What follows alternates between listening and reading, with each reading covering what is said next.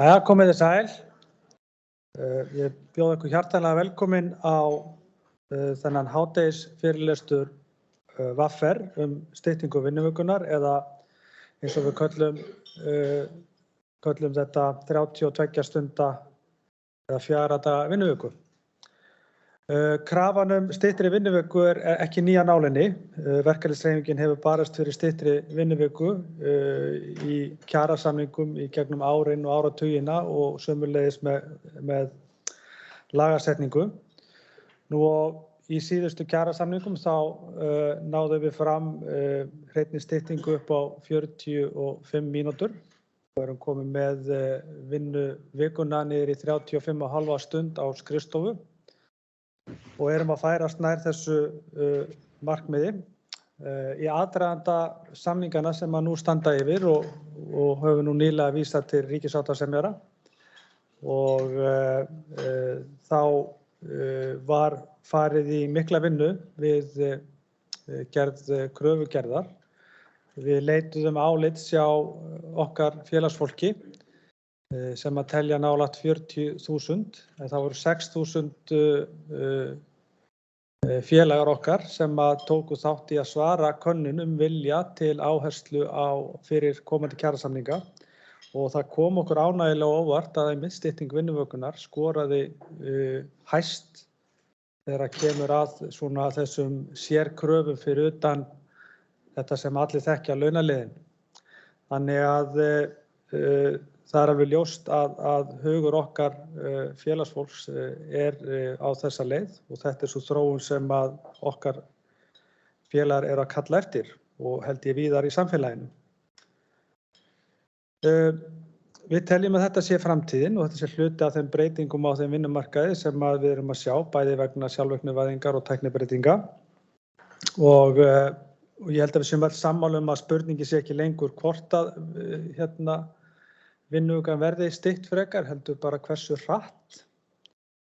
Nú, við teljum að stytting vikunar sé rauninni eðlileg krafa í nútíma samfélagi og vinni líka gegn því mikla álagi sem getur hlotist af mikilli vinnu og sömuleiðis öðru þáttum sem að hafa valdið álagstengdum kvillum eins og flest okkar hér inni þekkja og hafa verið að aukast alveg gríðarlega. Nú, við ætlum að fjalla hér á eftir líka nokkur tilraunarverkefni sem hafa verið bæði hérlendis og erlendis, meðal annars hjá Reykjavíkurborg og vakti mikla athygli og út fyrir landsteinana líka. Og fá hér erlenda fyrirlesara sem að deila með okkur reynslu af slíkum tilraunarverkefnum erlendis. Ég ætla ekki að hafa þetta mikið lengra, heldur bara eins og bjóða okkur hjartanlega velkomin og bjóða félaga mínum, varaformanni VR, Svanhildi Ólöfu Þórsteinsdóttir, sem ætlar að vera fundarstjóri hjá okkur í dag, að taka við fundarstjórninni og gefa mér gott klapp.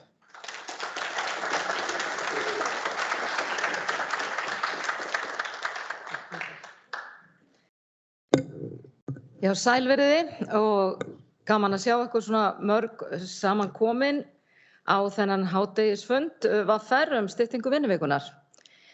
Ég ætla að byrja á að minna ykkur á að setja símann ykkar á silent. Það ágætt, þá truflar það ekki þá sem hér tala á eftir. Það spennandi dagskrá hér framundan og ég ætla aðeins að renna yfir hana. Guðmundur D. Haraldsson, stjórnarmaður í Öldu, félagi sjálfbærni og lýðræði, fyrstur á mælendaskrá. Guðmundur mun einnig fjalla ávinninginn og leiðirnar og segja okkur frá styttingu í fortíð og nútíð. Það mikið að gerast erlendis í þessum málum, ekki síst á vegum samtaka sem heita 4-Day Week Global og vettvangur fyrir þau sem vilja leggja sitt af mörkum til að stytta vinnuvikuna til frambúðar. Á þeirra vegum nokkur tilraunaverkefni í gangi víða heim og þar sem vinnuvikan stytt í 4 daga. Charlotte Lockhart, einn stofnanda og framkvæmdastjóri samtakanna, og Juliet Shore, prófessor við Boston College í Bandaríkjunum, munu leiða okkur í allan sannleikann þetta verkefni og skýra frá fyrstu niðurstöðum þess.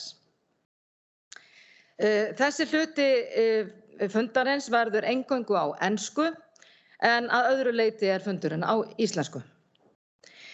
Við munum öll eftir tilraunaverkefni Reykjavíkurborgar styttingu vinnuvikunnar sem skilaði gríðarlega mikilvægum og áhugaverðum niðurstöðum.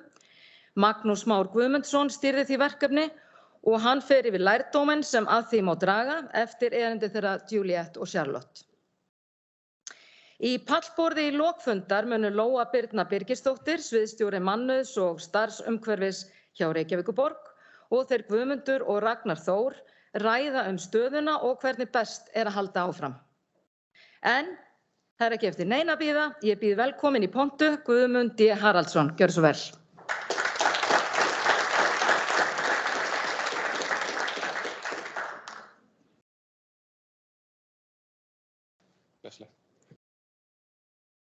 Flottir. Takk fyrir að bjóða mér hingað í dag til að tala styttingu vinnutímans. Ég stjórnarmaður í Öldu, félagi með sjálfbærni og lýðræði.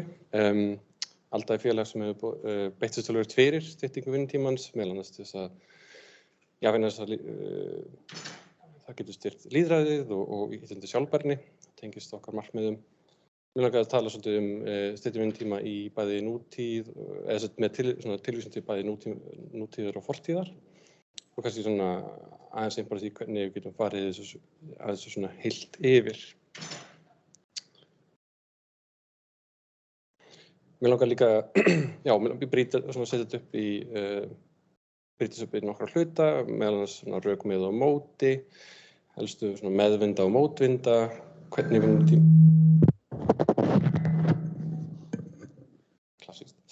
hvernig vinnutíminn hefur þróast og síðan hvaða möguleika við höfum í framtíðinni. Gerir nokkur kannski grunn eða algeng stef með og móti styttingu vinnutímans. Kannski rök með bara augljóslega aukinn tíma utan vinnu sem hefur för með sér meira jafnvægi vinnu og einkalífs. Þetta eitthvað sem við kannumst við. Ísland hefur kannski ekki staðið sig mjög vel í alþjóðlegum samanburði gegnum árin, en erum vonandi að standa okkur betur. Það jákvæð áhrif á heilsu. Mjög langur vinnutími, yfir 50 stundir getur haft alvarlegar afleiðingar fyrir líkamlega heilsu til langs tíma. En jafnvel skemmri vinnutími getur haft eitthvað kringum 45 eða minna getur haft áhrif á til dæmis andlega heilsu eða félagslíf og slíkt. Þannig að það jákvæð áhrif þarna að hafa. Og síðan áhrif á til dæmis jafnrétti og heimili, skiptingu verkefna til dæmis á heimilum, þar sem kannski annar aðeins tekur á sig meiri byrði heldur en hinn og með styttri vinnutíma gefst þá meira svigrúm möguleiki til þess að deila þessu jafnar. Og þetta eitthvað stef sem hefur sést í rannsóknum og heyrst í viðtalsrannsóknum. Ákveðin rök með styttingu vinnutímans bara að nýta tækniþróunina betur og nýta okkur þá möguleika sem að bætt tækni og framleiðni hefur för með sér til þess að stytta vinnutímann og hafa þá þessi jákvæða áhrif sem ég taldi fram að ofan. Það eru líka möguleg umhverfisáhrif, þar að segja ef sé aukin framleiðni og slíkt notuð frekar til þess að stytta vinnutímann heldur meiri neyslu, þá hefur það för með sér minni umhverfisáhrif en ella væri, til dæmis losun gróðurhúsalofttegunda. Þetta eitthvað sem rannsóknir sýna og jafnvel þótt að það sé eingöngu horft til jafn mikil neyslu en samt styttri vinnutíma, þá eru jákvæð áhrif að því leytinu til að fólk velur sig öðruvísi vörur og þjónustu sem alla jafna hafa ekki sem losun í för með sér. Þetta kannski sumpart klassísk rök með, en síðan eru þessi umhverfisrök sem hafa kannski komið til meira á undanförnum árum og áratugum.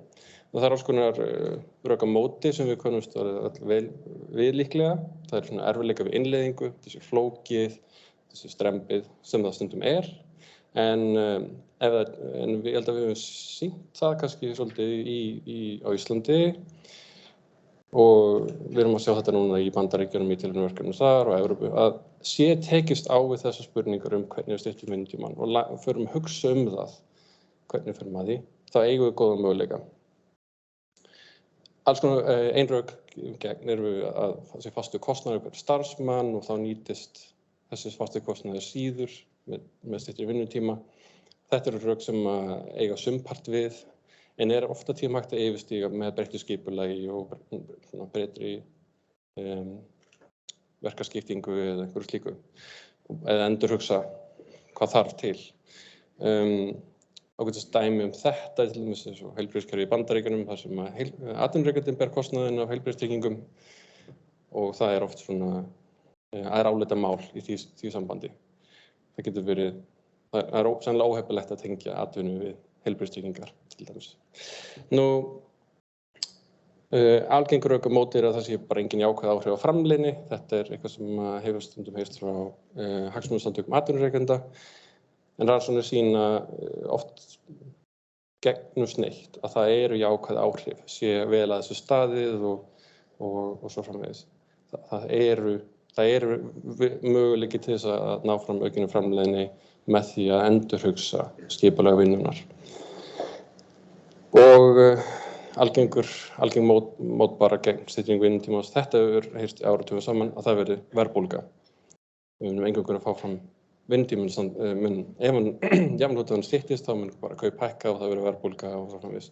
Og þetta eitthvað sem á ekki kannski við mikið rökast í það. Þetta yfirleitt ekki verið mikið vandamál.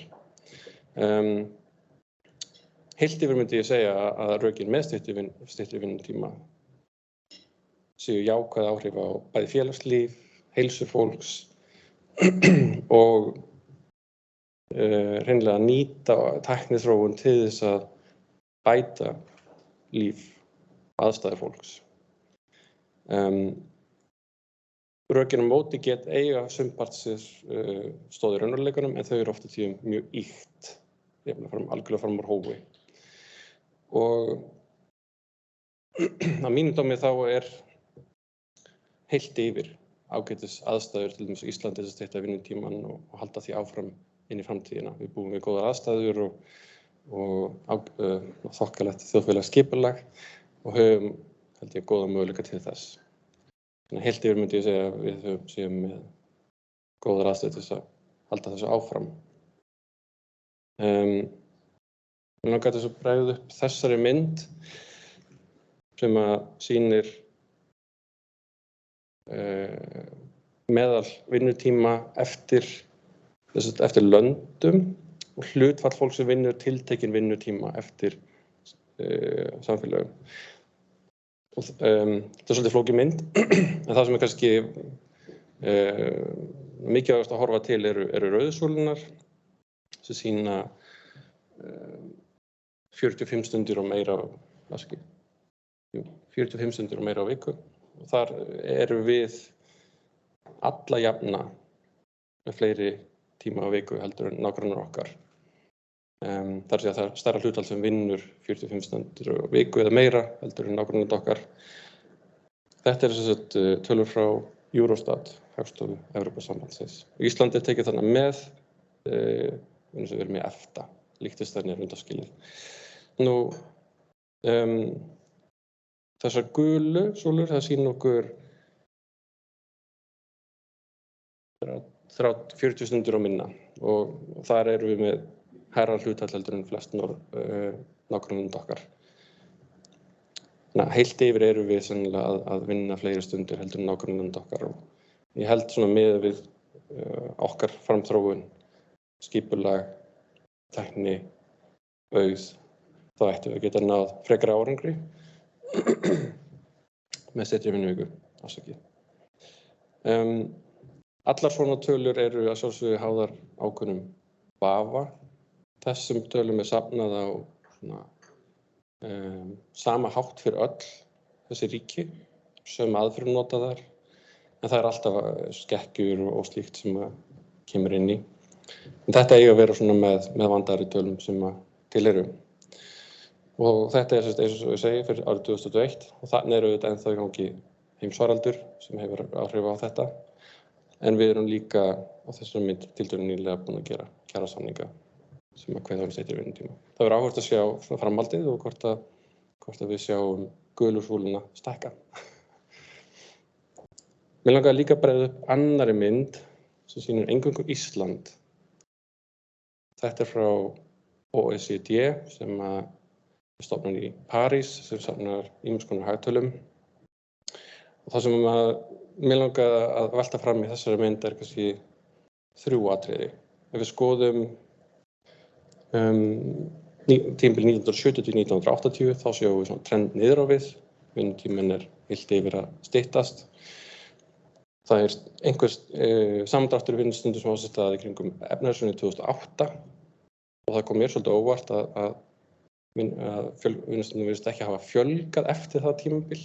Það var líklega bara breyting á ég bjóst við því að það var eingöngu vegna þess að yfirvinna hefði skroppið saman og slíkt en það virðist hafa verið einhver svona menningarbreyting eða hugarfarsbreyting sem fór ekki í hina áttina. Og síðan aftur aðeins niður á við 2020-2021 þegar kjarasamningar eru gerðir en það var líka að vísu en þá heimsfaraldur í gangi.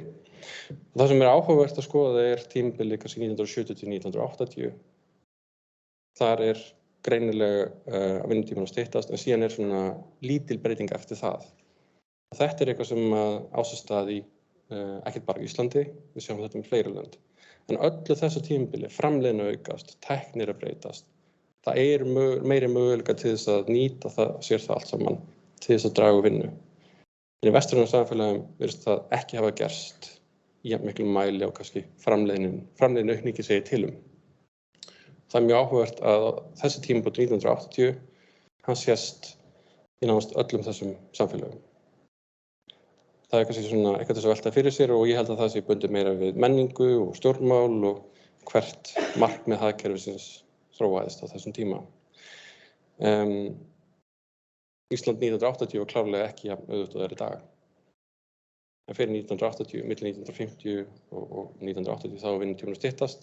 Í þessu gagnasamni engin gögn fyrir 1970, þess vegna það ekki sýnd. En þetta áhugavert og eitthvað til þess að svona held ég þess að hugsa af hverju var þessi breyting kring 1980. Og við kannski eigum að velta fyrir okkur möguleiki til þess að taka það lærdóm sem draga lærdóm af því sem við gert undanfarin ár og halda áfram inn í framtíðina að stytta og nýta sér vinnu aukna tækni og þekkingarstig. Mér langar að benda á svona nokkra kannski að þessu sögðu með tölur og slíkt. Jafnvel þótt að við séum öll líkindum ennþá meira en nágrannalönd okkar. Þá held ég að það sé kannski ekki beinlínis ástæða sem slík til þess að setja vinnutímann bara til að ná þeim. Ég held að við getum sett okkur markmið sem ná lengra. Ég held að það sé heilbrigt og gera það svolítið langt fram í tímann jafnvel. Og nýta okkur þá það að við erum alltaf að ná meira og meira árangri á þessum sviðum, tækni og sjálfvirkni og svoleiðis. Og það eru væntanlega áframhaldandi breytingar í þeim efnum. Mér langar að greina kannski nokkra svona mótvinda og meðvinda sem ekkert ósennilegt að verði svolítið talað í þessu samhengi næstu árum. Það ákveðnir svona, má segja, mótvindar í okkar, og þetta kannski á svona sérstaklega okkar samfélag. Það ákveðnir mótvindar gegn styttingu vinnutímans að það má segja, svona ójafnvægi milli atvinnugreina. Sum atvinnugreinar búa við nægt fé, fólk vill vinna í þeim eftirsóknarvert.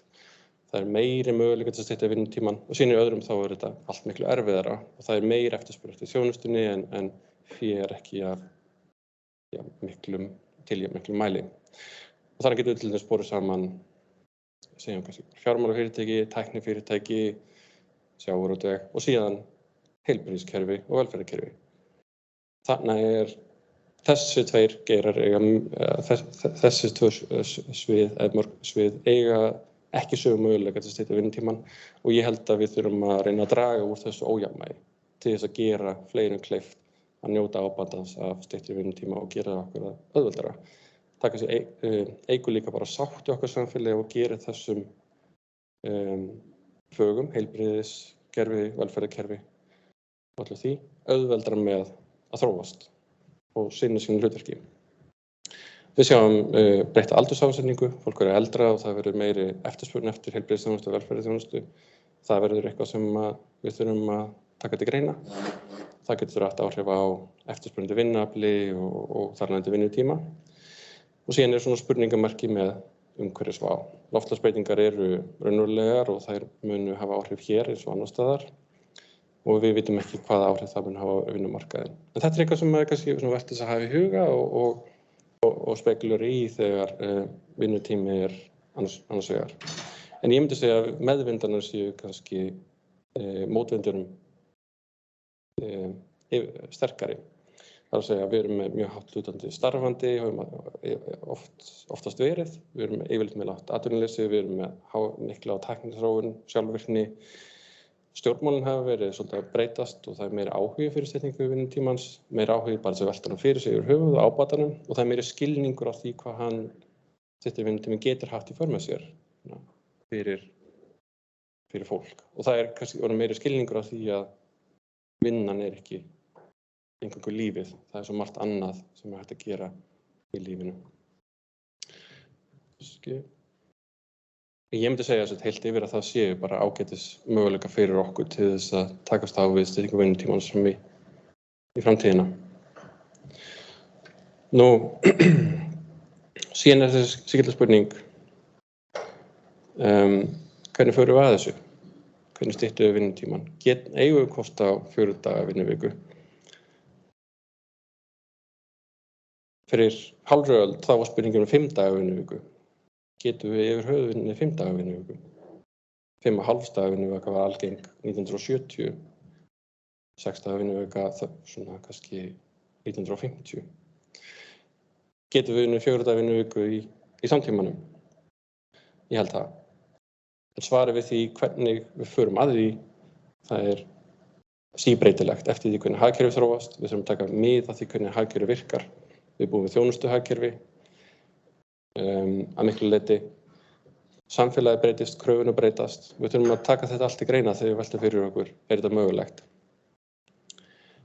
En ég held að stærsta atriði til þess að gera okkur þetta mögulegt er að hugsa framleiðni, hvernig við nýtum hana.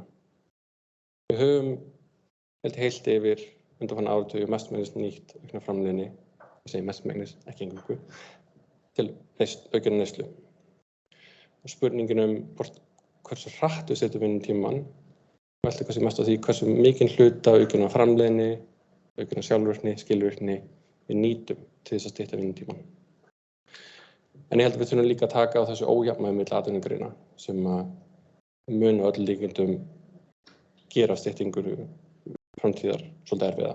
Við þurfum að bæta þetta jafnvægi milli ólíkra atvinnugreina, ekki eingöngu til þess að gera styttinguna mögulega, heldur til þess að reyna að bæta líf fólks sem vinnur í heilbrigðiskerfinu, velferðarkerfinu. Gera samfélagið okkar þannig á garði að við getum betur náð sátt þessa hluti. Ég tel að við eigum góða möguleika til þess að stytta vinnuvikuna áfram. Þessi heilbrigði gera það í skrefum. Ég er mjög ánægður með yfirskrift þessa fundar 32 stundir. Það er eitthvað sem við Öldu settum fram fyrir svolítið löngu síðan, til þess að komum 11 ár. Og það er gaman að sjá þessa tölu nefnda í þessu samhengi. Ég tel að við eigum góða möguleika á 4 daga vinnuviku, ef það er eitthvað markmið sem við setjum okkur sem samfélag. Og ég vil undirstrika að þetta er alltaf spurning heildina, hvernig við ákveðum að hafa okkur sem heild. Það er lykillinn að styttingu vinnutímans. Takk fyrir mig.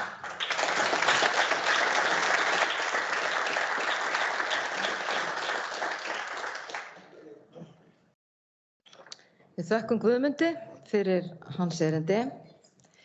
En næsti hluti þessa fundar er á ensku, eingöngu, og það ætti nú ekki að vefjast fyrir neinum hér inni. En það er mikill tímamismunur milli okkar, þeirra sem að fara að halda þetta erindi. Önnur þeirra í Boston og það -5 tímar, hin í Nýja-Sjálandi og það +13 tímar. Þannig að önnur að byrja daginn og hin komin inn í nóttina. Þannig að við kunnum þeim miklar þakkir fyrir að rífa sig upp. En ég ætla að skipta yfir í enskuna. 4-day Global Week is a not-for-profit community established to provide a platform for people who are interested in supporting the idea of the 4-day week as a part of the future of work. A number of pilot programs are run by 4-day week global all over the world.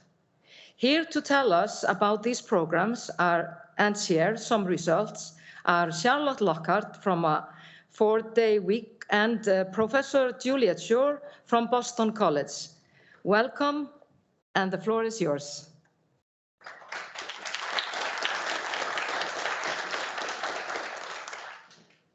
Great, thank you. It's a pleasure to be here, and we're sorry we can't be there in person. I did have a wonderful trip to Iceland in November a couple of years ago, just before the pandemic, and hope to come again before too long. I think I need screen sharing privileges.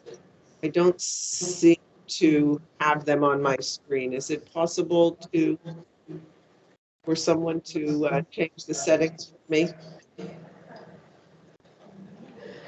Perhaps, Juliet, while they're sorting that, perhaps I will talk. Why don't you go first, Charlotte? That makes a lot of sense. Yeah. So we were Juliet was going to present to you some of the interesting things that we are seeing in the research that we do alongside our pilots around the world.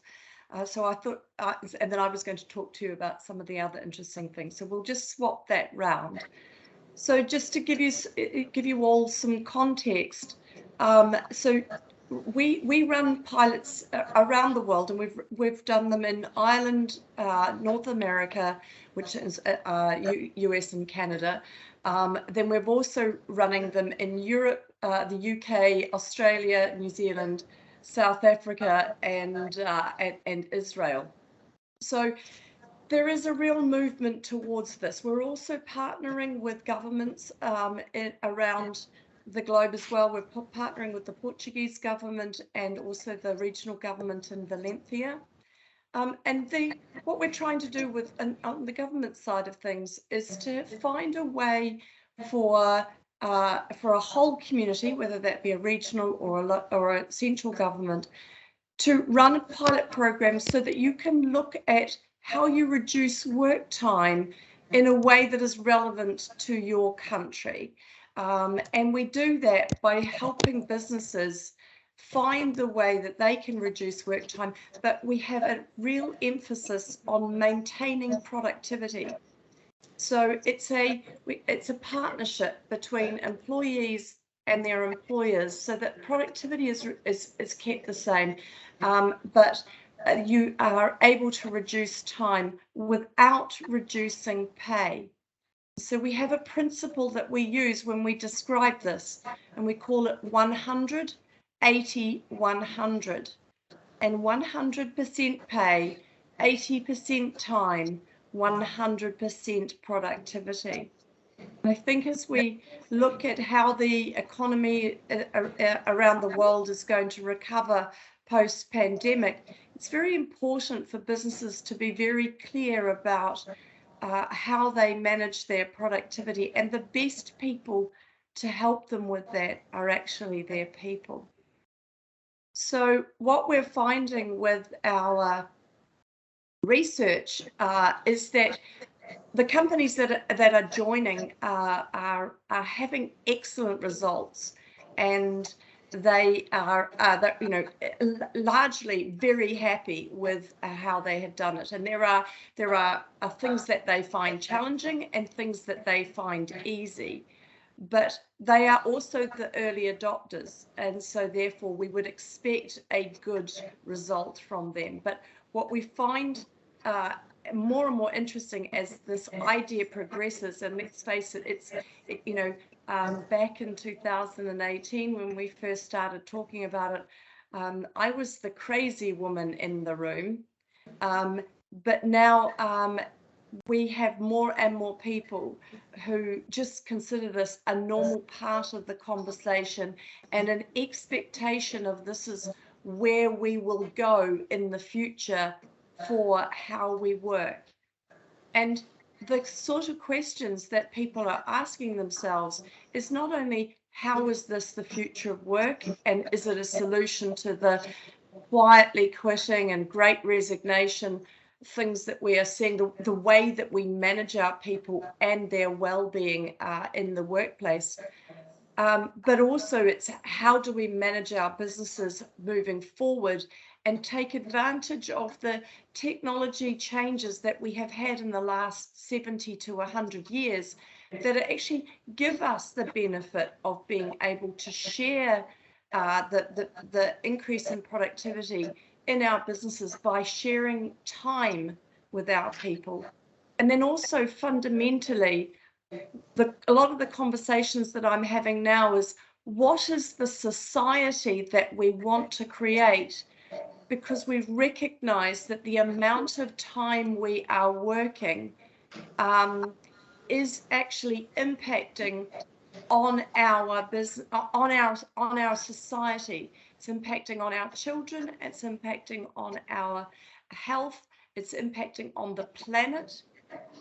It's getting in the way of us having better gender balance, and it's really affecting the overall health of our economy.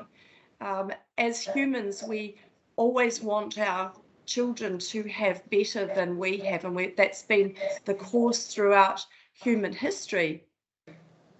But actually in the 21st century, all we're really offering our children now is more food, more housing, more education, just more of everything. And the only thing that the young ones want these days, people say to me, oh, the young ones these days, they don't want to work hard.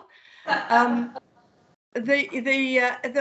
the only thing they want more of is time, and they want time with us as their parents.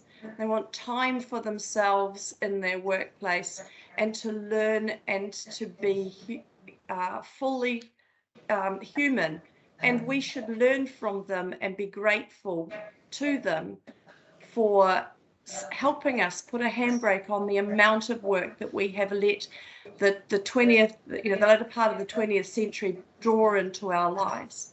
So that's what I'm finding. And Juliet, you are sorted now with your slides, because I think, handing over to Juliet and for you to be able to see some of what we are experiencing really sets in concrete the theories of what we are, what we are espousing. Juliet, over to you. Perfect. Okay, well, thank you so much, and sorry about that glitch. And as Charlotte said, we are involved in doing research on the trials that are ongoing. And I just, in addition, of course, to 4-Day Week Global, organizing the trials, my team at Boston College is collaborating with researchers at University College Dublin and University of Cambridge, or Cambridge University in the UK. And we also have a local team in Australia and New Zealand for the trial that started there. Next slide, please. So just to give a bit of a background on what's going on,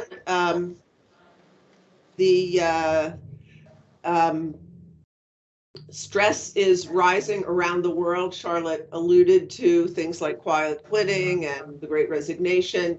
This is global data from Gallup in their State of the World Workforce Report, and you can see that through the pandemic years, the green is the top one, stress, the one below is worry, but there's also anger and sadness, so a lot of negative emotions that employees are feeling, and the increased interest from companies is in part because of these kinds of issues.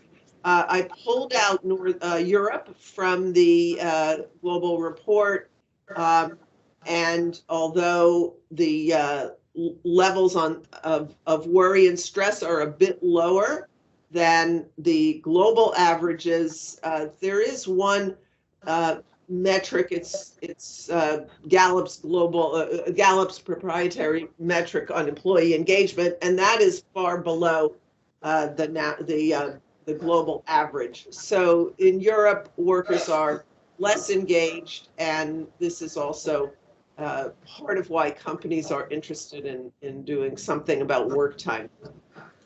I think you are all probably pretty familiar with the so-called triple dividend reform dimension of reduced work time because of the trials that have gone on in Iceland and the shorter work week that you already enjoy. The three big areas of benefit are, on the one hand, social, improvements in well-being for individuals, more time for family and community, better and more sleep, exercise, reductions in fatigue, economic benefits, hourly productivity tends to rise with shorter hours, organizational performance is positively affected, and of course, companies are seeing benefits in terms of recruitment and retention of their employees. And then the third area is impacts on climate and whether or not 4-day work week reduces emissions. We know that over time, shorter hours of work are associated with low carbon emissions. And I can talk more about that in the Q&A. I've worked a lot on that. So, of course, 4-day week global has what's called the 100-80-100 model, which is 100% of pay, 80% of the time, and 100% of productivity. And I just have here the infographic from Perpetual Guardian, Charlotte and Andrew's company, which had an extremely successful trial and is a 4-day week company. So let me now go on to some of the results that we've had studying companies beginning in 2022 who are implementing 4-day weeks. So we started in February of 2022 with a first trial centered in Ireland, but some other companies came on, and this is something that's been happening throughout. I think we've got the wrong slide up there. Could you move to the next one, please? Yeah, other way. Yeah, perfect. Thanks. Sorry. Yep. Slide has a mind of its own. So first trial began in February. These are 6-month trials.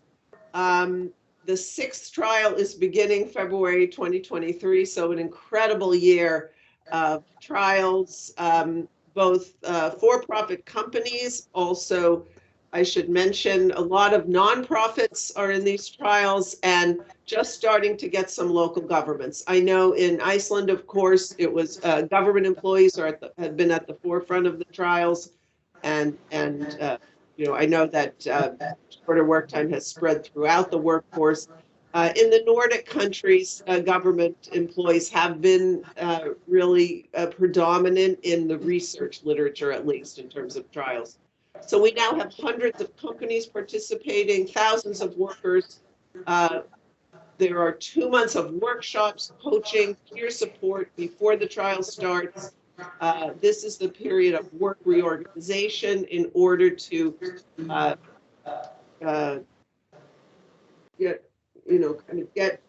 take out the low productivity and no productivity activities.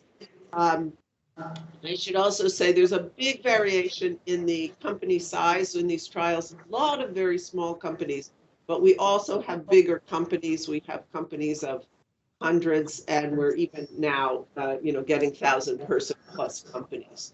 So my team is collecting 2 kinds of data: administrative data from the companies, and we're also surveying employees. We're doing a baseline survey before the trial starts, a midpoint and an endpoint, and then 6 months after the trial, ends, so that'll be 1 year from the beginning, we're going to see how many of these results are durable. Next slide, please. So I'm going to, well, that's fine. I'm going to show you some results. These are embargoed till the end of the month. These are from the first trial. Please do not take any screenshots or share these results. So the first one here is just some basic data on weekly hours of work and second job holding. So weekly hours of work in the first trial did not go all the way down to 32.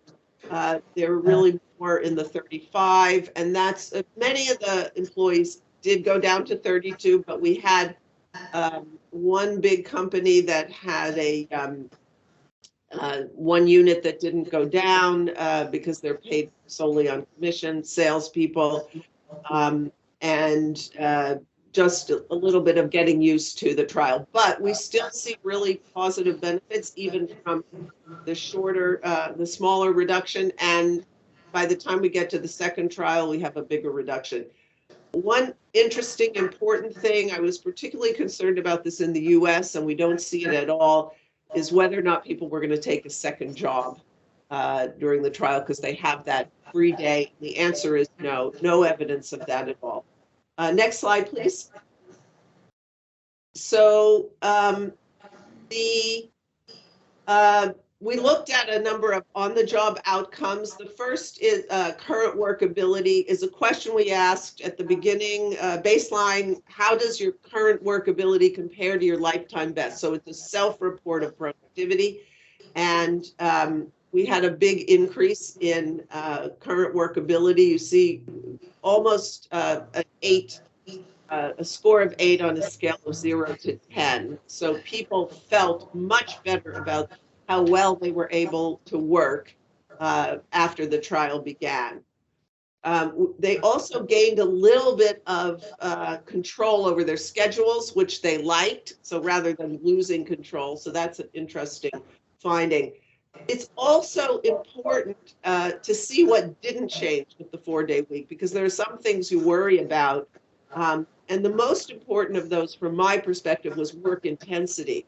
Did this just lead to a speed up for people so that now they have to work so much harder on the 4 days, which would undermine the whole model of work reorganization and taking out unproductive activities? And the answer to that is no, work intensity didn't change at all, and work complexity didn't fall either.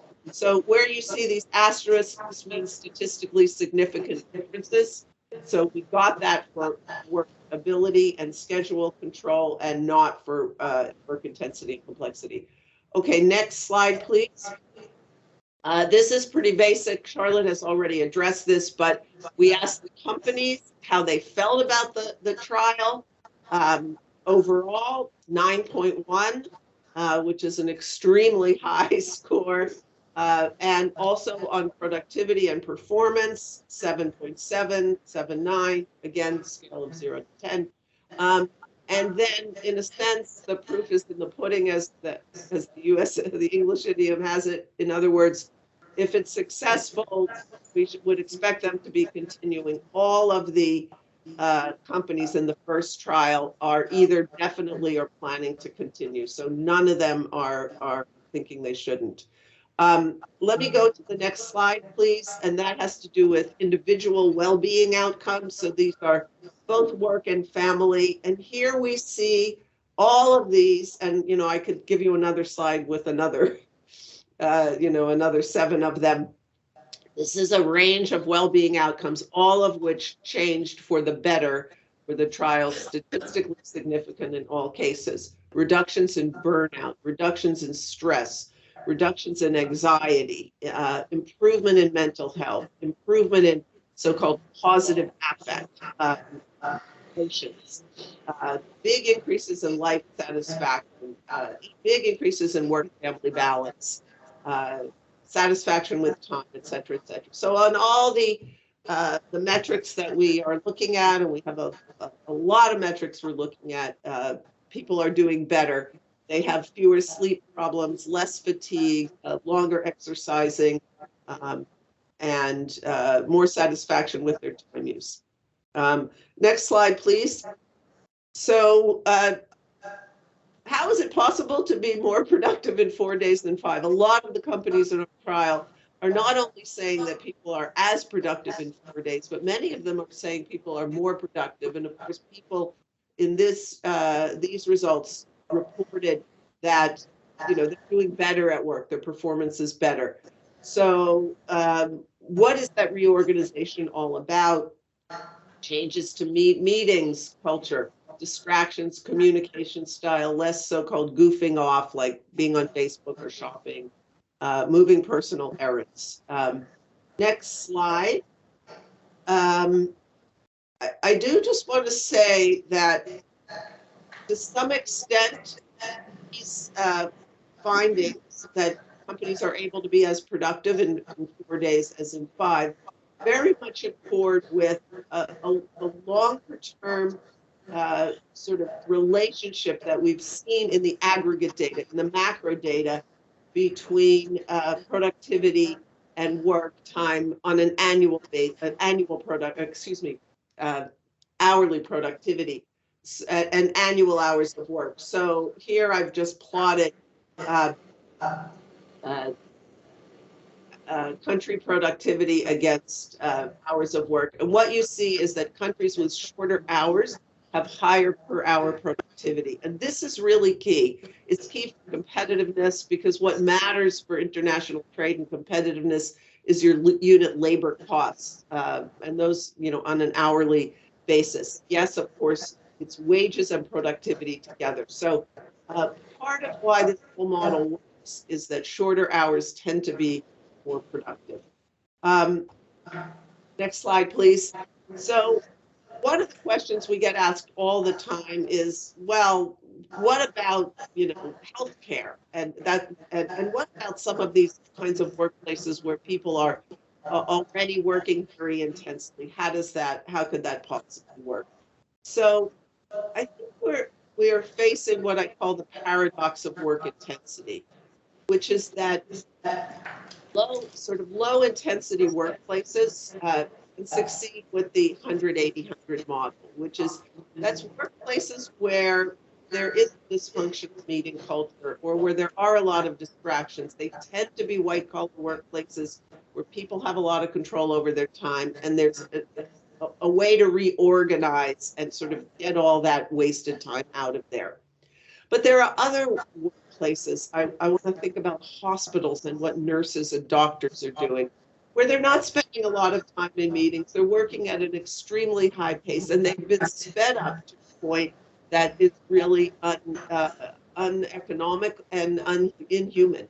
And so these are the highest intensity workplaces. And they are also starting to see some of them move to the 4-day week model, not because they think they can squeeze out an extra day of productivity and put it into the 4-day week, but because they need to decelerate the pace of work.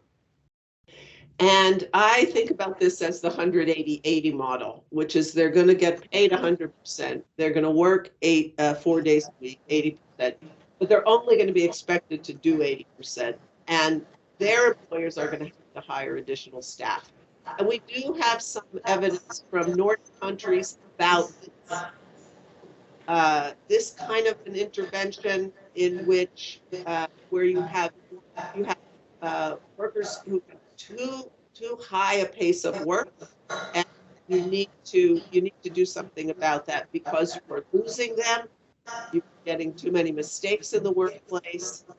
You are having to pay unemployment and health costs for those out workers, and the society as a whole is losing. The exodus of people out of highly trained healthcare jobs, for example, is extremely expensive. So that's really it's an important thing to think about, and I think there's pressure on both ends here.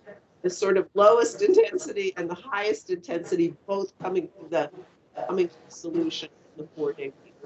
So let me just add the next slide, please. The view from Iceland, and this may be what we want to talk about in part in the Q&A, which is, does the difference between 35 and 32 matter? Of course, many people in Iceland are already on the 35. And the first thing I'd like to say is we need research to figure this out. But here's why I think it might matter. One is the value of a full day off. We can't just think about hours as hours, and that, oh, 35 to 32 isn't that big a difference, so it really shouldn't make that much a difference. By getting a whole day off, it gives there's a much higher value to people to have an entire day off.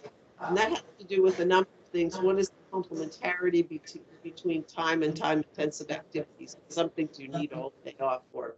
But also just the mental space that people have of not having to go to the workplace for those few hours.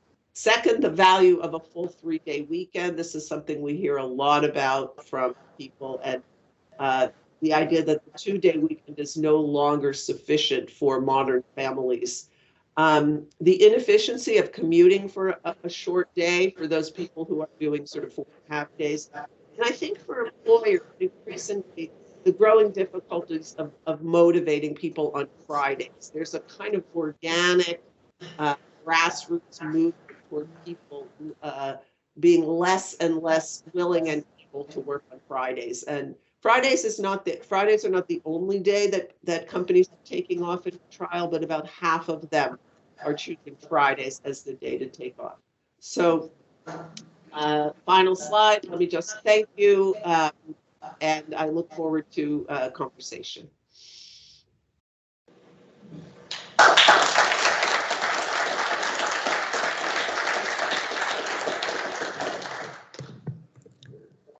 Thank you so much. Now we have an opportunity to ask them.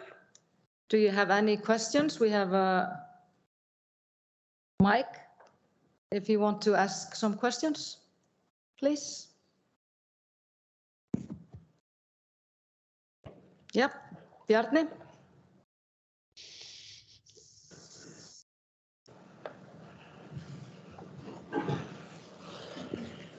Hello, my name is Bjarni. I'm a board member of VAFR. Thank you for your speech. And I was wondering, is this a challenge that you mentioned, that 3-day weekend? Is that a challenge? And would it change the structure of work, because we would need more like entertainment and things like that? And also, if you could elaborate a little bit more on 180/80 and 180/100, please. Thank you. Well, I'll start with 180/100, Juliet, and then you can roll into the benefits of the day off. So we developed the 180/100 principle because not all companies can just say, I'm going to give a whole day off. We also developed it because not everybody works a 40-hour week or a 35-hour. People don't work standard time, and also people work part-time. So what we were wanting to try and do is value where people, as a percentage, where people are at in their current employment environment. So we're talking about where you are working now. What we want to try and achieve is 100% of the income that you receive now, but reduce work time by 80%. So it doesn't matter whether you're working 60 hours a week or 20 hours a week. We want to reduce work time. But we also want to recognize that as a business imperative, the company still needs the productivity outcome. So it's 100% pay, because we want to make sure that people aren't losing income. We're not about reduction in pay when we talk about this. The 80% of the time, no matter how much you are working, and 100% of the productivity. And actually what we see in our results, and Juliet hasn't talked about this in too much detail, is that in general, companies find that productivity actually does go up. And that is largely because people are much more clear about why they're there. And as Juliet's statistic points out, they're not doing it by increasing work intensity. They're just working better at it, and they feel more empowered about how they do their jobs. So Juliet, do you want to talk about the single day off idea? Yeah, so a couple of things. The first has to do with what what people are doing on their day off, and I didn't get into that in the presentation, but we do administer a time diary in the middle of the trial to find out how people are spending the day off. And that speaks to your question about entertainment and so forth. For the most part, people are using that day off for leisure activities. A lot of it is hobbies, and a lot of it tends to be around the house. Secondly, for housework, and third, for personal grooming. It's interesting.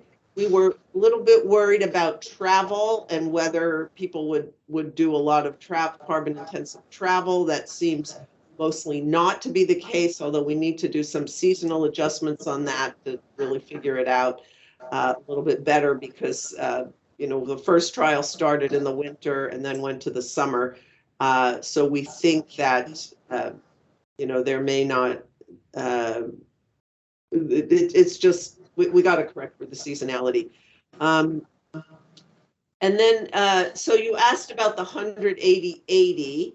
And that is, that's probably the first time Charlotte's heard me talk about that, but that's just the idea that we can't expect all workers to increase their hourly productivity when they go to a 4-day week. And so that's the idea of those workers either staying at a constant level of productivity for a shorter period of time, or possibly even reducing hourly productivity because it's too high in some of these places. I don't think that the Friday, you know, a Friday or a Monday off requires a major change in the structure of society, as you were sort of maybe thinking about there with that, you know, really great question. It's more that people can move things that I think in part are doing in the evenings when they get home. So housework, for example, they can move it to a Friday. They can move some of their personal errands out of the weekday, Monday through Friday to Friday. And they just have a little bit easier pace of life on the weekends. Thank you. Do we have any more questions?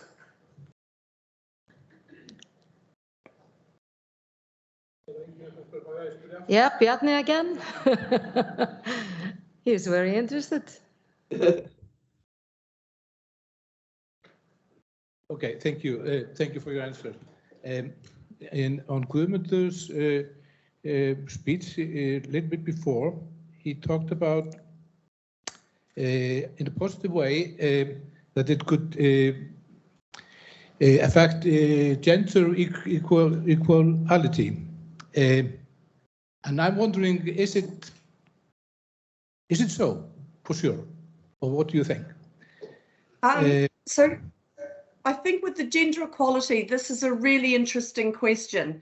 When we first started doing a 4-day week in our business in Perpetual Guardian, what we were trying to do was answer a question about how you improve productivity in a business. But as we got into it, it was like, it was like a light bulb moment. This is actually very good for gender, because if you think about it, what women often do, and it is a generalization, because I know that we are all a lot more you know, we're much more diverse in terms of how this is in our society. But in general, women will opt out of the workforce and to take care of care duties. And you know, the classic is the returning mother who works 4 days a week, but she's on 4 days of pay and 4 days of benefit. And so, but largely she will be providing the business with 100% of the productive outcome that she would have done in her job role prior to having her children. And so what we're looking at with this is actually what is the equality of pay that someone is entitled to, because they're being paid for a productive outcome, not necessarily very focusing on the amount of time that they take to do it. So that's kind of point number one. The other thing is that if we make reduced work time, whether it's a 32-hour work week or whether it is a true 4 days, if we make it universal across an entire business, or even better across an entire country, then we are making it normal for men to take time out for care duties as well, men having the same freedom of time and giving and encouraging them. So I often talk, we've done a lot to help women up in the workforce, and what we want to do by reducing work time is help men out of the workforce. Juliet, do you want to talk to anything that you see in the research? Yes, so this is a really important question, and one that we're very interested in. We did ask about the share of housework done in households where there are 2 adults. And we're looking at male-female couples, heterosexual couples. We actually found no change in the share of labor. So the hope that the 4-day week would make a more equitable sharing of household labor, excuse me, I think I didn't say that, of household labor, housework, or child care. The one thing we did see, sort of a marginal difference, is a little bit of an increase in men's time with the share of men's time looking after children. So a little bit of an increase. But the other thing, just to note about changes, people did find that they have enough time now for, so we asked them about time inadequacy, like, do you feel you have enough time for child care or grandchild care or caring for other family members, housework, cooking, volunteering? We found that the one category that changed was an increase in volunteering and big increase in people's own hobbies, as I think I mentioned earlier, which they're very happy about. But reductions in the fraction of people who don't have enough time or wish they would like to spend more time, fewer saying that for childcare, for elder care, for housework, for cooking, for volunteering, and for own hobbies, with own hobbies being the big one. That's where a lot of that time went, which is kind of nice that people are getting some time for themselves.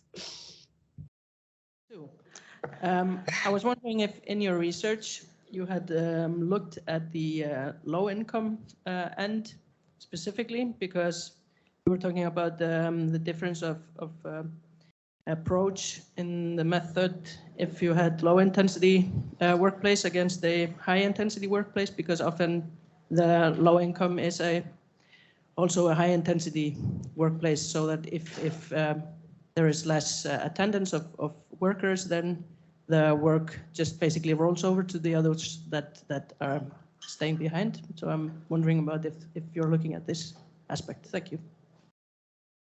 I think I'll take that. So we're looking, what I showed you today is just the whole sample without any analyses of subgroups within the sample. And we are going to be doing those subgroup analyses, but we're waiting for the next wave of data to come in. We've got about 500 or 600 in this. Well, we had 900 employees in the first 2 trials, but the next trial has a couple of thousand. So we don't have small enough subsamples. But the answer to your question is yes, we will be looking at that. However, what we will be able to see what happened to pace of work, for example. And we can also look by occupation, not just by income level. So we can take some of the occupations that are sort of lower down in terms of pay, prestige, and remuneration. But but what we don't have is any data on whether a company is a high or a low intensity workplace. That's a complicated thing. That's just more of a conceptual idea that I'm putting out there. We would be able to study it in some cases if the companies gave us access to more data and so forth, and that would be really, really interesting. At the moment, what the companies are giving us is pretty rudimentary, but if you all are planning to do a 4-day-week trial, a 32-hour week shift, and you want to study that, I think you'd be able to do it. Because we've got that institutional basis from which to do certain kinds of research that we really can't do. We also have a lot of very small companies in our trial who don't collect the kind of data you would need to figure out what is the level of work intensity at that company, for example.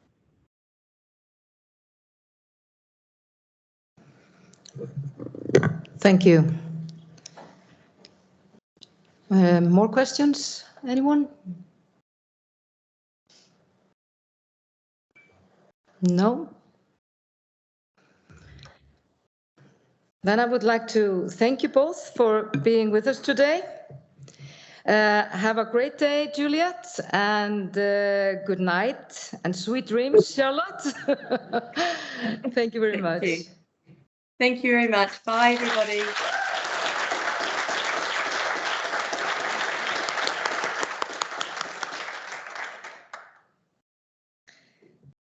Jæja, tilraunaverkefni Reykjavíkurborgar styttingu vinnuvikunnar skilaði mjög áhugaverðum niðurstöðum og vakti athygli víða heim. Magnús Már Guðmundsson stýrði því verkefni og hann fer hér yfir lærdóminn af því. Gjörðu svo vel, Magnús.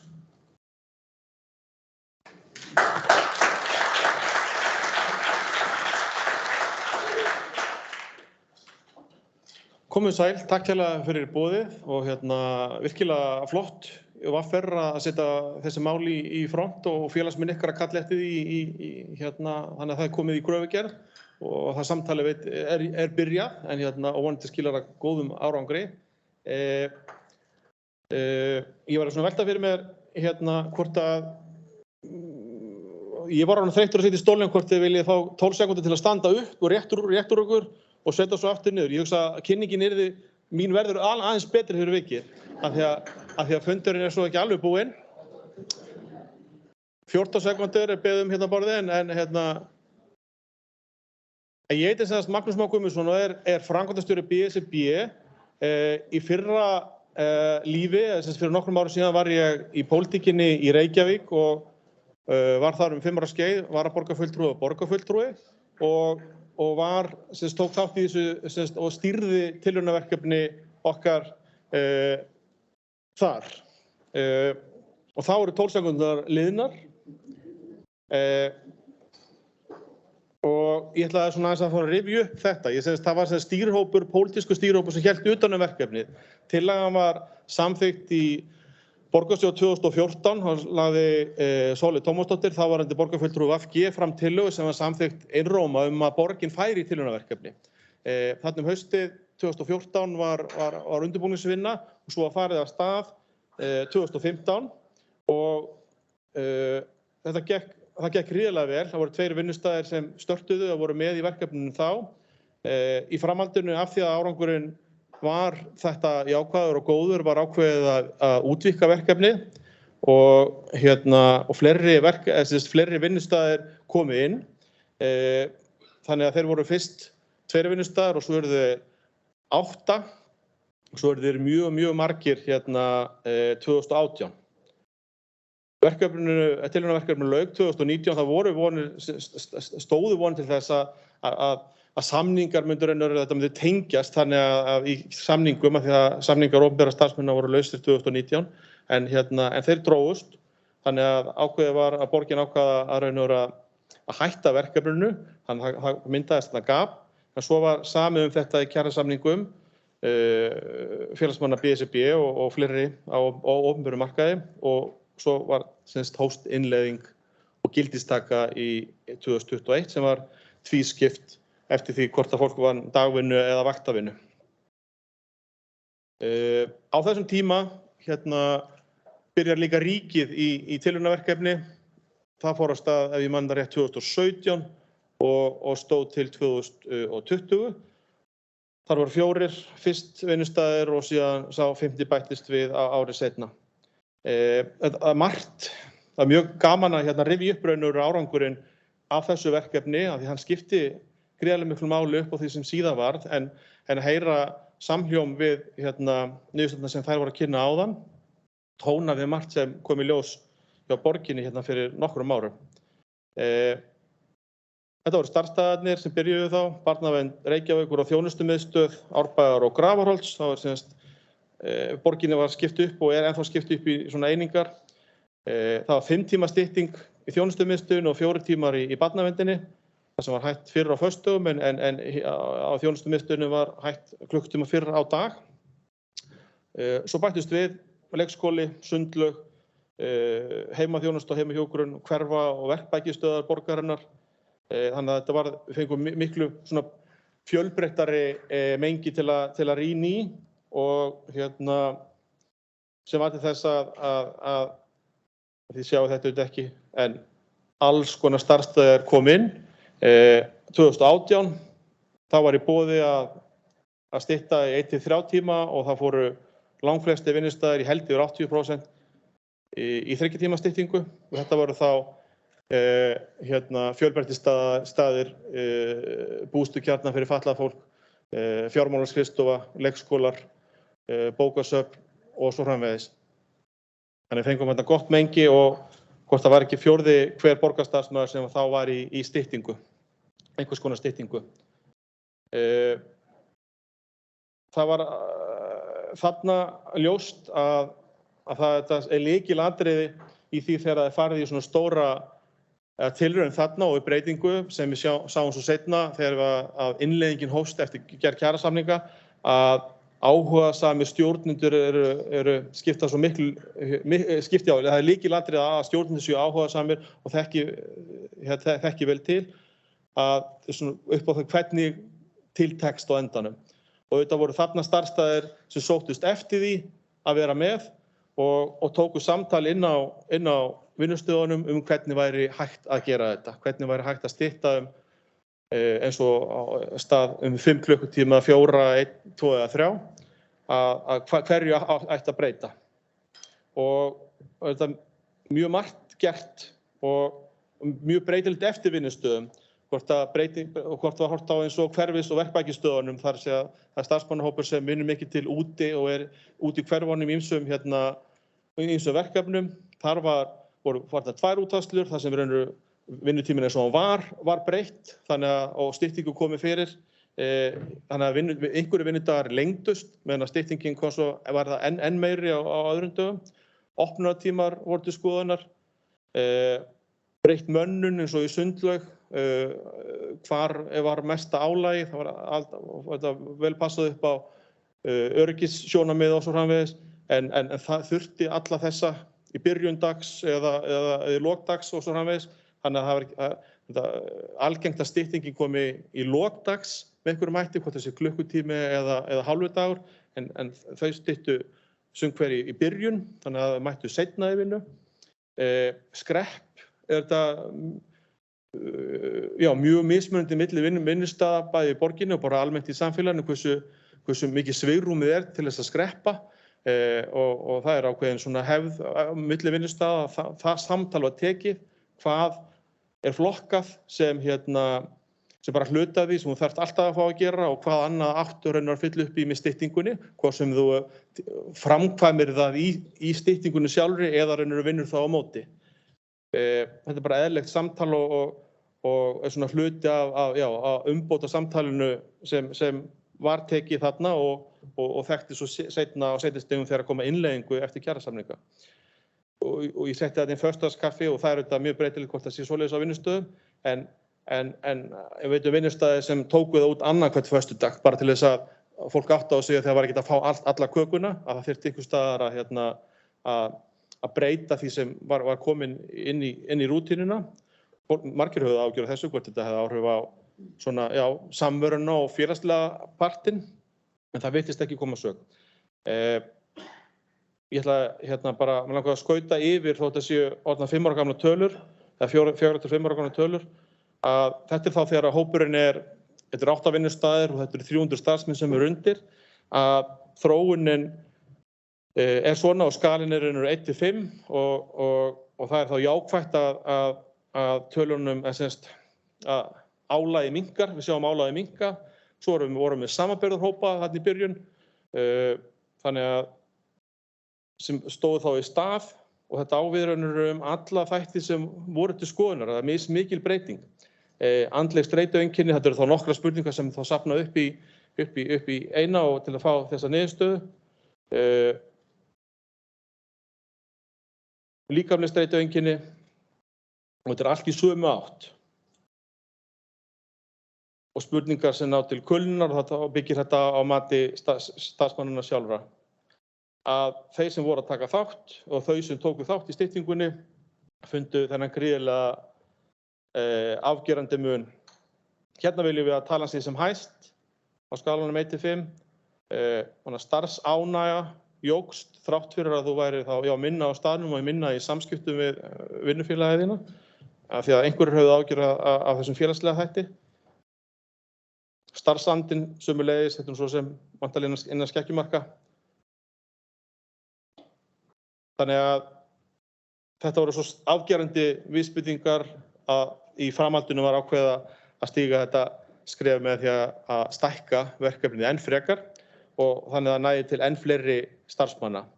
Eins og var komið inn hérna áðan að það var þetta og Guðmundur fyrr á fundinum að hvernig við samræmum vinnu og einkalíf, hvernig við náum komið í veg fyrir árekstra, hvernig við náum meira jafnvægi og kreistum fram gæðastundir, að það var allavega okkar sem stóðum að verkefninu í Reykjavík afgerandi að við værum að ná aukningu eða bætingu þar, að ná fram auknum lífsgæðum starfsmanna sem tóku þátt í verkefninu, sem eldu trú okkur í því að þetta ætti að ná yfir enn stærri hóp. Þetta svona til að staðfesta það, hvernig fólk mat þetta í 3 könnunum, meðan að samanburðarhópurinn var þetta óbreytt eða enn verra. Bjarni Þór spurði jafnrétti áðan og það líka áhugavert einmitt, að það var samstarfskona mín sem var á fundi út í Evrópu núna daginn, út í Brussel, þar sem var að fjalla um 4 daga vinnuvika og það voru aðilar víðsvegar úr Evrópu að koma og þar var umhverfismálin svolítið stór þáttur og áhrifin og það einhvers staðar á Spáni og hvort það sé í Valencia eða þar sem þau eru að fara í tilraunaverkefni sem hafa fókusur á umhverfisþáttinn og mæla hver áhrifin eru bara á umferð og umhverfið og hvort að stytting verði þess að fólk eldi meira frá grunni í staðinn fyrir að kaupa meira tilbúið og svo framvegis og reyna að leggja mat á þennan þátt. Og á þessum fundi sem samstarfskona mín var á, þá var svo mikið verið að ræða einmitt umhverfishlutann sem fer minna fyrir honum í umræðinu hérna á landi og kannski eru við ekki bara komið þangað en mjög áhugavert að hugsa og þau í Evrópu mörg hver mjög áhugasöm það. En jafnréttið okkar niðurstöður meira afgerandi af því að þær voru ekki nóg afgerandi í því sem Juliet sagði áðan og þetta er kvót úr rannsókn sem rannsóknarmiðstöðin á Akureyri vann, það sem hefur verið að ræða við ríkisstarfsmenn og svo var líka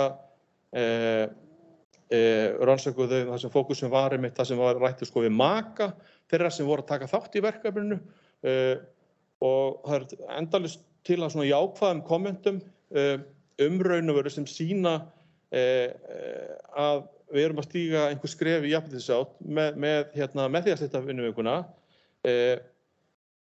Þarna maður sem nýtti tíma til að taka til heima og hann væri þá miklu meiri þrifum og þessum almennu heimilisstörfum. Það var nú kona í Reykjavík sem átti hjón sem unnu bæði hjá borginni og maðurinn vann á tilraunastað en ekki hún. og hún sagði við mig einhvern tímann í gríni en bað að þetta væri ekki sett á fleiri vinnustæði af því að henni líkaði svo vel við hvað breytingin hafði á hennar hagi að maðurinn var búinn, man ekki hvernig styttingin var, held að hann var búinn að hátíðarföstum, það var búið að jafnvel að fara í búð, það var búið að ryksuga, það var búið að taka til, þannig að þegar hún kom úr vinnunni að þá var raunverulega miklu betra að koma og fara af stað inn í helgina. Og það er svo mikið af svona sögum sem við sáum það líka í öðrum mælingum og ég man líka eftir einhver svona kommenti það sem pabbi styttingadagur í dag að þá ætlaði barnið að koma fyrr heim úr skólanum eða ekki fara í frístundina og svo framvegis að þetta var sérstakur dagur, miðvikudagur þá pabbi komið fyrr heim. Þannig að það er sannarlega tækifæri þarna. Svona því að mikið talaði raunur aðra þætti, afköst, hvort að fólk vinnur þá ekki minna, klassískt að ræða þau. Áhrif hefur þetta á viðveru, veikindi og annað. Þessar mælingar, sumstaðar erfitt að mæla framleiðni. Það erfitt við allan að fundum ekki út við því með skýrum hætti hvernig við ættum að mæla framleiðni í leikskóla. Það auðveldara þegar þú ert með málaskrá og viðveru í barnavernd, en það er líka fullt af þáttum sem erfitt að mæla. En það var reynt að mæla og raunur á þessum fyrstu tilraunastöðum, þar sem starfsmennirnir voru 300, að reyna að tína til ólíka þætti og svo var það svo sem líka þegar vinnustaðirnir voru enn fleiri, afköst í bókhaldi, vera eða í þjónustuver, eða vera að svara færri símtölum, eða vera að svara færri tölvupóstum skilabóðum sem koma og það voru margir mælikvarðar á mörgum vinnustöðum þar sem ýmist var afköstin stóð í stað eða jukust. Þannig að það var meiri vinna unnin á færri klukkutímum. Þannig að þessi mýta að allt fari til andskotans, hún var allan ekki að birtast þarna. Og þetta er á þeim tíma það sem verið að takast á alls harkalega, það eru stórar yfirlýsingar þeirra sem voru á móti styttingu, það sem var jafnvel talað efnahagslegt hryðjuverk að fara að stytta vinnuvikuna. Þannig að það ekki ennþá svona við höfum ekki ennþá séð það. Stjórnendur, þetta held ég, þetta voru niðurstöður úr það sem ræða við stjórnendur hjá ríkinu. Þeir sáu bara ljósa punkta og það eiginlega líglegt þegar maður rifjar þetta upp hversu jákvæðir þeir voru, en þetta aftur á móti, þetta stjórnendur sem sóttust eftir því, sóttu að fá að taka þátt í tilraunaverkefni á ríkinu, sem segir þetta heilmikla sögu þá hugarfarið, af því að við sjáum það svo þegar við erum komin í innleiðinguna eftir kjarasamninga, að þá vantar stundum upp á þetta. Og einmitt, svona ýmsir þættir, mjög góð mórall sem það áfram og þetta með samvinnu, og maður hefur oft séð þetta, samvinnu milli deilda á leikskóla, verið að tala deilda í skrifstofunu, að fólk væri svona einmitt að hjálpast að og svona líka gleði með það, átt þú styttingu í dag, að samgleðast með öðrum og hjálpa til þannig að leggja þá mögulega meira á sig eða hvernig sem það en allan þannig að þetta gengi allt upp fyrir alla starfsmenn. Og þessi segir afköstunum meiri og einmitt nákvæmlega þess sem ég var að minnast á með framleiðina og við sáum á vissum þáttum í tilraunaverkefni á borginni. Þannig að þessi tilraunaverkefni töluðust mjög á, það var samræmt, við sáum að svipaða niðurstöður, að bara sömu niðurstöður koma úr þeim, þó að kúltúr og utanumhald þetta ólíkt milli staða. Það var samið korter í COVID, var ansi mögnuð helgi, þegar molnaði undan, það var BSIB og mörg af okkur aldarfjölum á leiðinni í verkfallsaðgerðir á mánudegi, en á sama tíma voru hættustig og neyðastig að detta á Landspítalanum, þannig að það svona, og beðum tilslakanir og annað, en það var samt samið þarna áður en að við samfélagið fór í lockdown og tímamótasamningar, og það var þá samið að stytting, 4 tíma stytting hjá dagvinnu fólki tæki gildi 1. janúar 2021 og vaktavinnu fólki sem væri í þyngstu vöktunum, eða í blöndu af kvöld- og nætuvöktum og svo framvegis. Þessi styttingin væri alltaf 32 klukkustundir, tók gildi í maí á síðasta ári. Það var bara vitað að sá partur þyrfti lengri undirbúning og það er alveg ótrúlegt að þetta hafi verið allt gert og hefur alveg flækt fyrir að gera þetta í miðjum heimsfaraldri og hefur alveg skemmt líka svolítið fyrir umræðinni eða gleðinni með breytinguna að því það er auðvelt að klína mönnunarvanda til margra ára á styttingu þegar allt kerfið er undir álagi en við erum nú komin að beita staði því og horfum held ég öll með bjartar augum til framtíðar hvað það varðar. Mestur árangur, og þetta tónar alveg við tilraunaverkefnin og svo reynsluna sem við sjáum þá í dag, að það sem stjórnendur eru áhugasamir. Og við sáum það að því að það var hluti af því hjá dagvinnufólki að það átti að vera samtal inn á vinnustöðunum leiðina. Hverju ætlum við að taka í, hvernig ætlum við að skipuleggja okkur öðruvísi, hvernig ætlum við að koma þessu fyrir. Það var ekki alls staðar gert. Sumum stöðum var þetta bara ákveðið að ofan og svona rekið þá af stað með þeim hætti og þá verður þetta snúnara og þá komum upp vankantar þegar líður á ferlið. Þannig að þátttaka starfsfólks skiptir gríðarlega miklu atriði í bland við góða og framtíðarsýna stjórnum með metnaðarfulla framtíðarsýn. En ég ætlaði ekki að hafa þetta lengra, ég átti bara að segja frá þessu, pakka þessu saman og þakka fyrir aftur fyrir að fá tækifæri til að koma og hvet VR til góðra verka og býð fram og fyrir hönd BSIB upp á allt gott samtal og ráðgjöf ef við getum eitthvað nýst í þessu að því þetta skiptir svo miklu máli og helst auðvitað af þessi skref sem vonandi VR og félagsmenn ykkar ná að taka núna á næstunni og vonandi sem fyrst, ná samninga sem fyrst. En takk hérlega fyrir mig.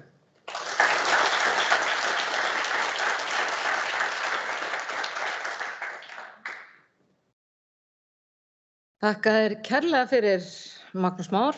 Ég kannaðist vel við dæmi sem þú tókst. Maðurinn minn hættir hádegi á föstudögum og við köllum hann hreinsunarkallinn þegar hann kemur og svo kem ég heim úr vinnunni og ég er að segja ykkur að þetta er dásamlegt.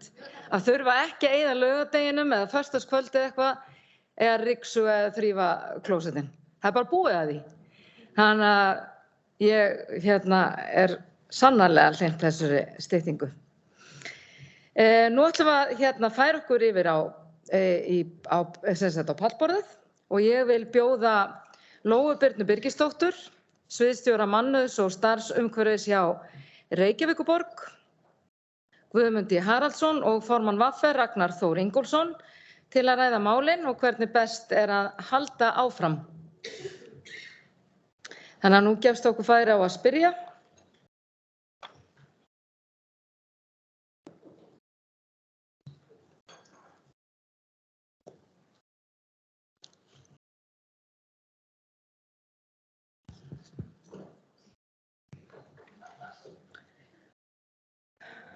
Er einhver sem brennur inni með spurningu?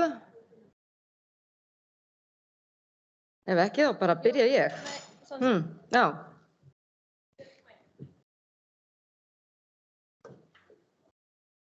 Gott að kynna sig. Hæ, ég heiti Birna. Ég er að velta fyrir mér einu. Hefur þetta aukið fjölda þeirra sem eru í 2 vinnum? Þetta BSRB verkefni.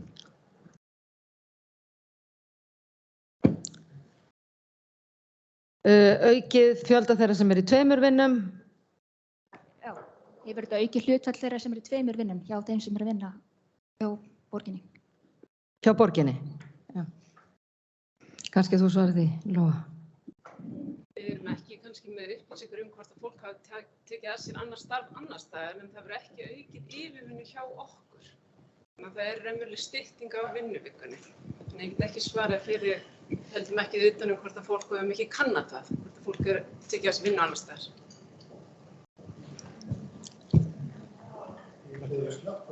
Já, ég held það. Ég held að þú eru að fara svona aðeins nær. Já. Beygja sig bara. Nei, það virðist ekki virka. Núna, já, endurtaka svarið. Við höldum ekki sérstaklega utan hvort að fólk taki að sér störf annar staðar, en þetta við sannlega dregið úr yfirvinnu, ef allan ekki aukið yfirvinnu hjá okkur hjá borginni. Starfsfólk ekki vinna meir yfirvinnu ef það styttir vinnuvikuna. Þannig að við erum ekki að kanna og höfum ekki gert það hvort að starfsfólk hefur ráðið sér í starf annar staðar. Já, gjör svo vel. Ég vil að segja, í viðtalsrannsóknum sem voru gerðir saman í tilraunaverkefni í Reykjavíkurborg og ríkinu, á þeim sem styttu vinnuvikuna, þá kom í ljós minni löngun til að taka að sér yfirvinnu eða aukastörf. Það virðist draga svolítið úr hvatanum til þess að stytta vinnuvikuna. Fólk fær eitthvað í staðinn sem því finnst sennilega verðmætara, það má kannski túlka það þannig. Vil þið að tala aðeins herra? Heyrist illa? Já. Ekki mér, nei. Já, ég held að þurfum að fara alveg ofan í mikrofónin þegar þið talið. En svaraði þetta spurningunni? Eru fleiri spurningar?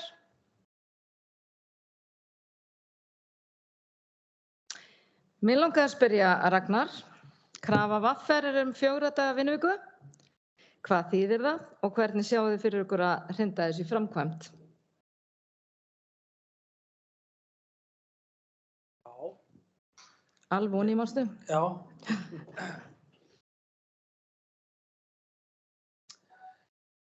Þú segir nokkuð.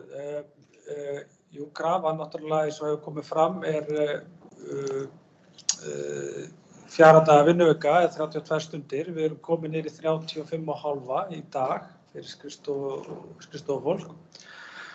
Og þetta mæltist mjög vel fyrir og þetta náttúrulega ástæðan fyrir við erum í þessu margþætt að bæði þetta lýðheilsusjónarmið, við erum að koma til móts við þær breytingar sem að verða á vinnumarkaðinum, bæði tæknibreytingar, sjálfvirknivæðing og við erum að hugsa til framtíðar vinnumarkaðarins. Við erum að hugsa til betra jafnvægis milli vinnu og einkalífs og í sjálfu sér vera þáttakandi stéttarfélagi við viljum vera frumkvöðlar, við viljum vera þáttakandir í þessum breytingum en ekki áhrifundur og höfum reyndar átt mjög gott samstarf með eins og samtökum verslunar þjónustu og ég myndi segja eins og til dæmis varðandi tæknibreytingarnar, fjarvinnuna og ýmislegt annað sem við erum að vinna með okkar viðsemjendum. Þetta ekki bara tóm leiðindi og þetta lítur nú stundum þannig út að þá finnst mér hafa orðið viðhorfsbreyting þegar kemur að þessari kröfu okkar, mikil viðhorfsbreyting. Ég man bara til dæmis fyrir síðustu kjarasamninga og það nú ekki nema rúm 3 ár síðan að þar var bara að tala kostnað, þetta kostar þetta, þetta kostar hitt. Ég skynja það ekki í dag. Ég held að ég skynja meira viðhorfi til dæmis í okkar viðsemjendum þannig að þetta sé ekki spurning hvort, heldur bara hvenar og hversu hratt við erum að fara að ná þessum markmið sem eiginlega bara, myndi ég segja, grunnurinn að því að við náum árangri. Síðan verður bara komið ljós, ég nú bara að fara beint héðan á fundi ríkissáttasemjara. Þannig sem við vorum að vísa deilunum til, þannig að það verður fróðlegt að sjá svona hvernig það gengur að koma þessu í gegn, en verðum við ekki bara að vera bjartsýn? Það held ég nú. Takk fyrir þetta, Ragnar. Eru ekki spurningar úr sal? Jú, Bjarni? Já, ég að velta fyrir mér einu í kynningum þeirra áðan bæði frá Bandaríkjunum og Nýja-Sjálandi. Þá kemur fram að svona flestir þættir svona eins og ánægja, minni kulnun, minna skrepp og svo framvegis svona jákvæða þættir, flestir svona til bóta. En það eitt sem kannski breyttist minnst, það var aukið álag. Mér fannst með Magnús aðeins svona skauta yfir áðan, ég veit ekki hvort það rétt hjá mér, að álag virtist jafnvel ekkert minnka, heldur jafnvel aukast. Er það ekki svolítið verkefni að koma upp fyrir það? Hver vill svara? Halló. Ég ætla kannski að fá að koma inn í þetta og svara. Hjá okkur sýndu niðurstöðurnar í tilraunaverkefninu, því ég er búin að vera í þessu verkefni frá árinu 2015, að það dró fyrst úr álagi úr veikindafjárfestum í tilraunaverkefni, en síðan jókst það aftur. Og við erum að hafa það í huga að það var tilraunaverkefni á þessum tíma, þannig að þátttakendur voru sannarlega jákvæðir og vildi að niðurstöðurnar væri jákvæðar. Nú erum náttúrulega búin að vera að innleiða þetta í þennan tíma síðan að kjarasamningar tóku gildi og það hefur ekki aukist álag. En það hefur svolítið staðið í stað. Afköst hafa líka staðið í stað og við tölum framleiðni og afköst og það sem Magnús nefndi áðan, það sem kannski hjá okkur flókið að við erum með þjónustu og það þjónustu á staðnum, þetta umönnun aldraðra og barna og svo framvegis, þannig að það þarf sama mannafla og það stóra áskorun í mínum huga að halda áfram og samfélagsgerðin og þetta jafnræði í samfélaginu upp á þetta að gera. Sannarlega erum við neinlega styttri vinnuviku líka og betri vinnutími í vaktavinnu og það var risastórt verkefni því það náttúrulega launamyndunarkerfi þar undir. Þar mælast ekki alveg jafn mikil ánægja en hún samt sem áður mikil ánægja en það er náttúrulega sannarlega að gera með breytta vinnutíma, breytt vaktafyrirkomulag, samsetningu vakta. Þannig að það líka verkefni sem því ekkert lokið og heldur ekki dagvinnu, við ætlum að halda áfram. En hvernig við höldum áfram, ég verið að hugsa yfir þessari þjónustu stigi, því við breyttum engum opnatíma. Við gerðum það í tilraunaverkefninu en ekki núna við innleiðinguna. Þannig að það eitthvað sem við þurfum kannski að skoða saman sem samfélag. Ætlum að halda öllu óbreytt og öllum hraða í samfélaginu. Mér finnst það að vera svolítið stór spurning sem við stöndum framfyrir. Takk fyrir þetta. Eru fleiri spurningar úr sal? Ég hljóti með spila á. Sko.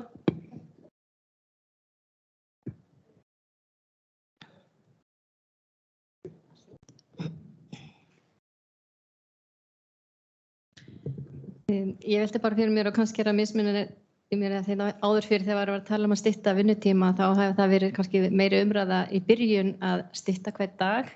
Núna umræða meiri að hafa auka dag og ég svona velti því fyrir mér að í dag var ég hlynntari því að hafa frí einn dag eða að hætta fyrir á einum degi en svona þegar ég hugsaði tilbaka þegar maður var með börn og slíkt að þá hefði nú kannski alveg viljað hætta fyrir einhverjum degi og geta sótt börnin fyrir og ekki lendi umferðarumhverfinu að sækja og slíkt. Og ég hef nú ekki reynslu af því sjálf en á góða vinkonu sem var í Noregi þar sem að all fjölskyldan var í raun komin heim klukkan 4 og gátu svona bara leikið sér og verið saman fram að kvöldmat þannig að þetta var svona besta fjölskyldulíf sem hún hafði átt. Þannig að ef ég að muna rétt að styttingin hafi fyrst verið miðað við hvern dag hvenær breyttist þá hafa verið gerður einhverjar svona rannsóknir að skoðunar af því hvort að virka betur fyrir fjölskyldulífið og vinnumarkaðinn, hvort að fólk hættir fyrir einn daginn eða alla daga eða hver dagur styttri.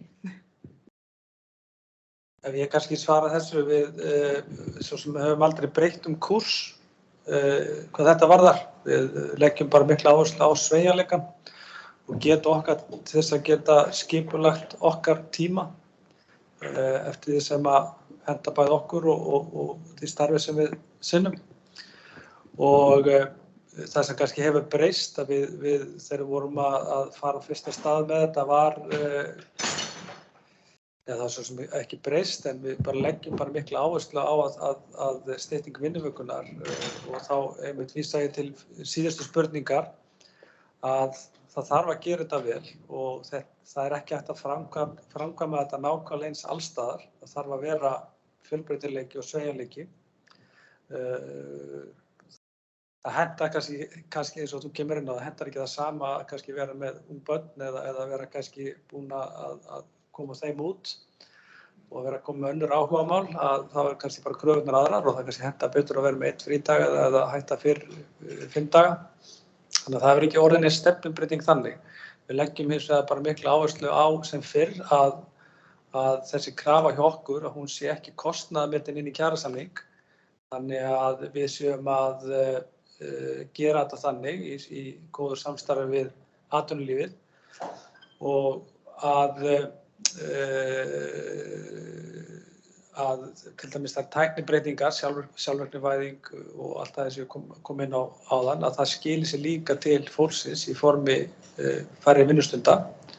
Ekki bara í hagnað fyrir fyrirtækin og sömuleiðis líka að við náum að skipuleggja vinnutíman okkar þannig að það komi ekki til kostnaðarauka og heldur ekki aukins álags og svo framvegis. Þannig að við reynum að horfa á alla þessa þætti. Takk.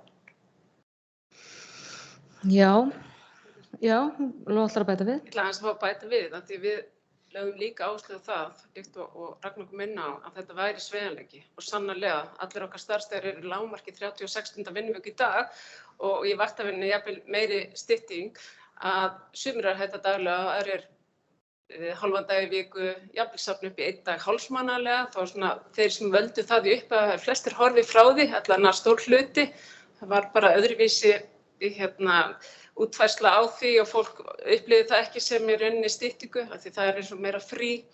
Þannig að þetta þarf að vera heldur mínum mati innan vikunnar sem hún stytti með einhverjum hætti og það sé þessi sveigjanleiki til staðar. Það er alveg það sem þarf að vera og það sem var nefnt líka áðan, það þarf að vinnast í miklu samtali við starfsfólk og stjórnendur og reynsla sýndi okkur það við innleiðinguna sem var flókin fyrir þess að tæplega 12 starfsmenn að umbóta samtalin skiluðu sannarlega sínu.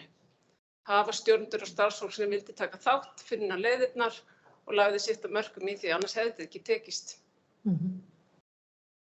Takk fyrir þetta. Eru fleiri spurningar?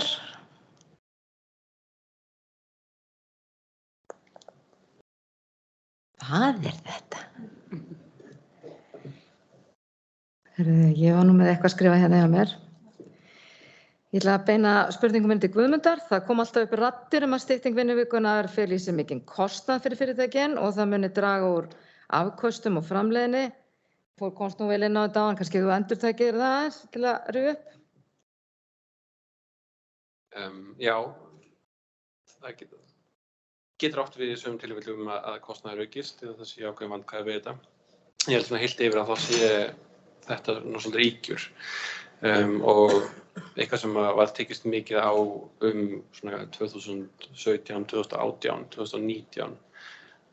Ég held að við séum búin að svona, gera upp við þessa spurningu og í mörgum tilfellum þá er þetta ekki kostnaðarsamt eða erfitt eða stórhættulegt eins og hefur verið beinlínis staðhæft, ekki í það, bara staðhæft beint út af þessi hættulegt. Það hefur bara ekki reynst raunin og sé þetta gert af ábyrgð og með af svona þekkingu þá á þetta alveg allt að ganga. En það er kannski þetta sem ég talaði sem svona ójöfnvægi milli atvinnugreina sem kannski er helsta myndi ég segja vandamál í okkar samfélagi í dag sem við þurfum svolítið að takast á við og við þurfum kannski líka að takast á við eins og að tala mér áðan opnunartíma viljum við það halda öllu óbreyttu. Erum við tilbúin til þess að breyta kannski öðrum þáttum til þess að gera styttingu vinnutímans mögulega en frekar. Takk fyrir þetta. Ég held að það er verið að gefa merki hér að tíminn sé á þrotum. Þetta er búið að vera ánægjulegur tími með okkur öllum og ég vil þakka þeim sem voru hér með erindi og hér á pallborðinu kærlega fyrir sitt framlag og ykkur fyrir komuna. Við vonum svo sannarlega að stytting vinnuvikunnar verði enn meiri á komandi tímum og höldum að sjálfsögðu áfram að berjast. Takk fyrir.